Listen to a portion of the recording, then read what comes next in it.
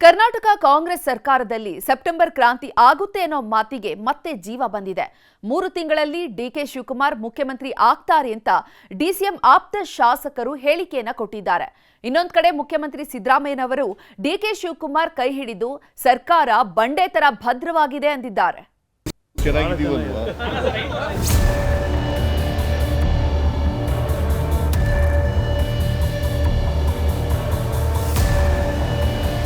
ಕ್ಷಿಪ್ರ ಕ್ರಾಂತಿಯಾಗದು ಶತಸಿದ್ಧ. ಈ ಸರ್ಕಾರ 5 ವರ್ಷ ಬಂಡೆ ತರ ಭದ್ರವಾಗಿರುತ್ತದೆ. ನಮ್ಮ ಸರ್ಕಾರವೇ ಬಂಡೆಯಂತೆ ಇರುತ್ತೆ ಎನ್ನುತ್ತಿರುವ ಮುಖ್ಯಮಂತ್ರಿ ಸಿದ್ದರಾಮಯ್ಯ ಸಿಎಂ ಮಾತು ಕೇಳಿ ಪಕ್ಕದಲ್ಲೇ ನಿಂತಿದ್ದ ಡಿಸಿಎಂಗೆ ಮುಗುಳ್ನಗೆ. ನಂತರ ತಾವಾಗಿಯೇ ಡಿಸಿಎಂ ಕೈ ಹಿಡಿದು ಎತ್ತಿ ತೋರಿಸುತ್ತಿರುವ ಮುಖ್ಯಮಂತ್ರಿ ಸಿದ್ದರಾಮಯ್ಯ ಇದೆಲ್ಲ ನಡೆದಿದ್ದು ಇವತ್ತು ಮೈಸೂರಿನಲ್ಲಿ. ಈ ಮೂಲಕ ರಾಜ್ಯ ಹಾಗೂ ರಾಷ್ಟ್ರ ಮಟ್ಟದಲ್ಲಿ ಕೈ ನಾಯಕರಿಗೆ ಸ್ಪಷ್ಟ ಸಂದೇಶ ರವಾನಿಸಲು ಡಿಸಿಎಂ ಮುಂದಾಗಿದ್ದಾರೆ.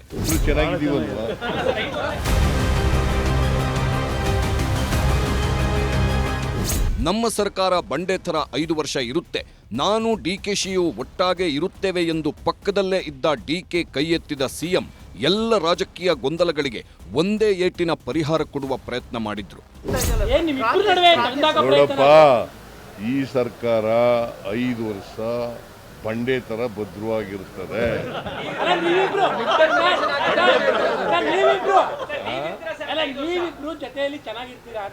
ನಾವಿಬ್ರು ಚೆನ್ನಾಗಿದ್ದೀವಲ್ವಾ?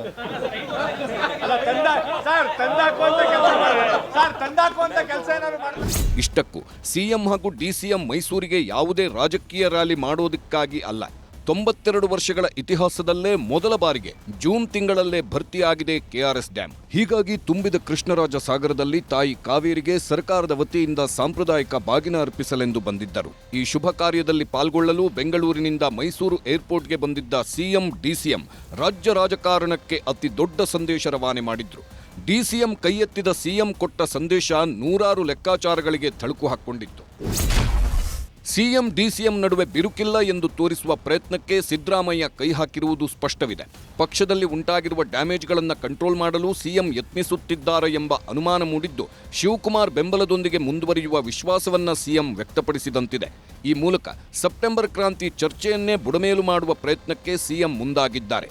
ಅಲ್ಲದೆ ಸಿಎಂ ಮಾತುಗಳಿಗೆ ನಗುತ್ತಲೇ ಪ್ರತಿಕ್ರಿಯಿಸಿರುವ ಉಪಮುಖ್ಯಮಂತ್ರಿಯವರು ಪೂರ್ಣಾವಧಿಯವರೆಗೂ ಸಿದ್ದರಾಮಯ್ಯ ಬೆಂಬಲಕ್ಕೆ ನಿಲ್ಲುತ್ತಾರೆ ಎಂಬ ಪ್ರಶ್ನೆ ಇದ್ದೇ ಇದೆ.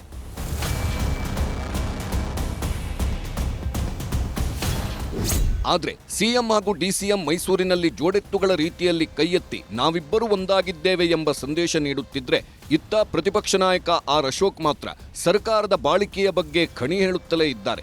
ಇಷ್ಟು ದಿನ ನವೆಂಬರ್ ನಂತರ ಸಿಎಂ ಬದಲಾಗ್ತಾರೆ ಎನ್ನುತ್ತಿದ್ದವರು ಈಗ ದಸರಾಗೂ ಮೊದಲೇ ಸಿಎಂ ಬದಲಾವಣೆ ಫಿಕ್ಸ್ ಅನ್ನೋಕೆ ಶುರು ಮಾಡಿದ್ದಾರೆ. ಆದರೆ ಅಶೋಕ್ ಮಾತುಗಳನ್ನು ಲೇವಡಿ ಮಾಡಿರುವ ಕೈ ನಾಯಕರು ಅವರ ಕುರ್ಚಿಯೇ ಭದ್ರವಿಲ್ಲ ಎಂದು ಕಾಲೆಳೆದಿದ್ದಾರೆ. ಕ್ಷಿಪ್ರ ಕ್ರಾಂತಿಯಾಗದು ಶತಸಿದ್ಧ. ನೋಡಪ್ಪ, ನಿನಗೆ ಹಂಗೆ ಯಾವುದು ಸಿಗಲ್ಲ.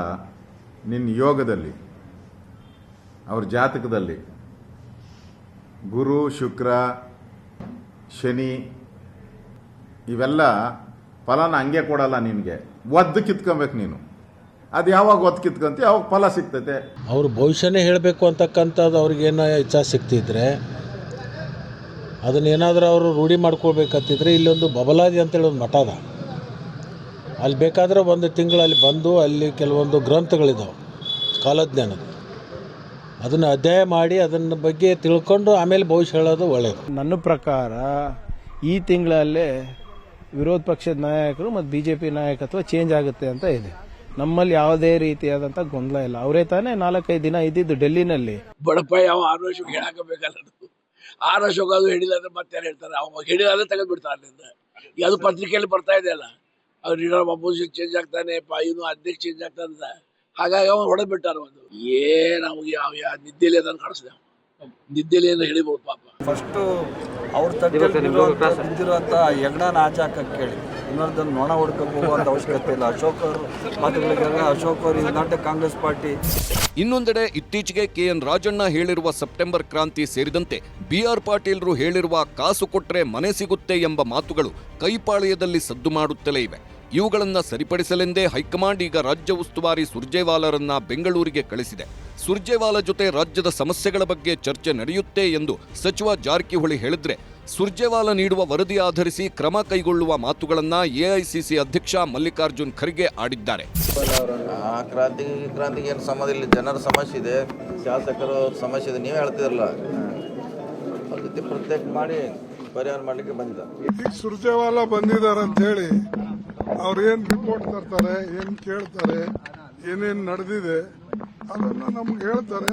ಆಮೇಲೆ ಮುಂದೇನು ಯಾವ ವಿಚಾರದ ಬಗ್ಗೆ ಏನು ಇಲ್ಲಿ ಮಾಹಿತಿ ಕೊಡ್ತಾರೆ ನೋಡಿಕೊಂಡು ಆಮೇಲೆ ಮುಂದೆ ಏನ್ ಮಾಡಬೇಕು ಅದನ್ನು ನೋಡ್ತಾರೆ. ರಾಷ್ಟ್ರೀಯ ಕಾಂಗ್ರೆಸ್ ಅಧ್ಯಕ್ಷ ಮಲ್ಲಿಕಾರ್ಜುನ್ ಖರ್ಗೆಯವರೇ ಮುಖ್ಯಮಂತ್ರಿ ಬದಲಾವಣೆ ಹೈಕಮಾಂಡ್ ನಿರ್ಧಾರ ಅಂದುಬಿಟ್ರು. ಯಾಕಾಗಿ ಈ ಮಾತು ಹೇಳಿದ್ರೋ ಗೊತ್ತಿಲ್ಲ. ಆದರೆ ಡಿಕೆ ಶಿವಕುಮಾರ್ ಆಪ್ತ ರಾಮನಗರ ಶಾಸಕ ಇಕ್ಬಾಲ್ ಹುಸೇನ್ 3 ತಿಂಗಳಲ್ಲಿ ಡಿಕೆ ಶಿವಕುಮಾರ್ ಮುಖ್ಯಮಂತ್ರಿ ಆಗ್ತಾರೆ, ದೆಹಲಿಯಲ್ಲಿ ಸೋನಿಯಾ ಗಾಂಧಿ, ರಾಹುಲ್ ಗಾಂಧಿ, ಖರ್ಗೆ ಅವರ ಜೊತೆ ಸರ್ಕಾರ ರಚನೆ ವೇಳೆಯೇ ಮಾತುಕತೆ ಆಗಿದೆ ಅಂತ ಅಚ್ಚರಿ ಹೇಳಿಕೆಯನ್ನು ಕೊಟ್ಟಿದ್ದಾರೆ. ಹೈಕಮಾಂಡ್ ಗಮನದಲ್ಲಿದೆ. ಹೈಕಮಾಂಡು ಸೂಕ್ತವಾದ ಸಮಯದಲ್ಲಿ ಸೂಕ್ತವಾದ ತೀರ್ಮಾನವನ್ನು ತಗೊಂಡು ಅವ್ರಿಗೆ ಅವಕಾಶ ಮಾಡಿಕೊಡ್ತಾರೆ ಅಂತ ಒಂದು ವಿಶ್ವಾಸ, ನಂಬಿಕೆ ನಮ್ಮಲ್ಲಿದೆ. ಹೇಳ್ತೀನಲ್ಲ, ಈಗೇನು ಇವ್ರು ಕ್ರಾಂತಿಗೆ ಡೇಟ್ ಕೊಡ್ತಾರಲ್ಲ ಅದೇ ಹೇಳ್ತಾರೆ ಇವರೆಲ್ಲರೂ. ಇನ್ನೊಂದು 2-3 ತಿಂಗಳಲ್ಲಿ ಎಲ್ಲವೂ ಕೂಡ ಒಂದು ತೀರ್ಮಾನಕ್ಕೆ ಬರ್ತದೆ. ಮುಖ್ಯಮಂತ್ರಿ ಕುರ್ಚಿಗಾಗಿ ಕಾಂಗ್ರೆಸ್ನಲ್ಲಿ ಹಗ್ಗಜಗ್ಗಾಟ ನಡೆಯುತ್ತಿರೋದಂತೂ ಸತ್ಯ. ಹೈಕಮಾಂಡ್ ನಾಯಕರು ಕೂಡ ಸಿದ್ದರಾಮಯ್ಯನವರ ನೇತೃತ್ವದಲ್ಲಿ ಸರ್ಕಾರ ನಡೆಯುತ್ತಿದೆ ಅಂತಾರೆ ಹೊರತು ಸಿದ್ದರಾಮಯ್ಯನವರೇ 5 ವರ್ಷ ಪೂರ್ಣಗೊಳಿಸ್ತಾರೆ ಅಂತ ಎಲ್ಲೂ ಹೇಳ್ತಿಲ್ಲ. ಹೀಗಾಗಿನೇ ಸೆಪ್ಟೆಂಬರ್ ಕ್ರಾಂತಿ ಅನ್ನೋ ರಾಜಣ್ಣನವರ ಮಾತಿಗೆ ಮತ್ತೆ ರೆಕ್ಕೆ ಪುಕ್ಕ ಬಂದಿದೆ. ಇದೆಲ್ಲದರ ಮಧ್ಯೆ ರಾಜ್ಯ ಉಸ್ತುವಾರಿ ರಣದೀಪ್ ಸಿಂಗ್ ಸುರ್ಜೇವಾಲಾ ರಾಜ್ಯಕ್ಕೆ ಬಂದು ಶಾಸಕರನ್ನ ಮುಖಾಮುಖಿ ಕೂರಿಸಿ ಮಾತನಾಡ್ತಿರೋದು 10 ಪ್ರಶ್ನೆಗಳನ್ನ ಹುಟ್ಟುಹಾಕಿದೆ. Bureau report, news 18.